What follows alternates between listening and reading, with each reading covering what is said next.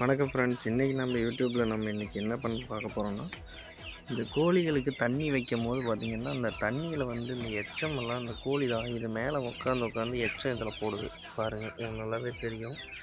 இதை பார்த்திங்கன்னா நம்ம எப்படி தடுக்கிறதுன்னு பார்த்திங்கன்னா, அதுக்கு பாருங்கள், இப்போ புதுசாக இந்த 20 லிட்டர் பெயிண்ட் டப்பாவில் நம்ம பார்த்திங்கன்னா உள்ளே தண்ணி இதை வச்சுருக்கோம் பாருங்கள். அதில் டஸ்ட் எதுவுமே இல்லை.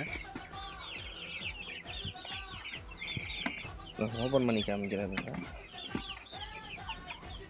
பாருங்கள், எவ்வளோ க்ளீனாக இருக்குன்னு.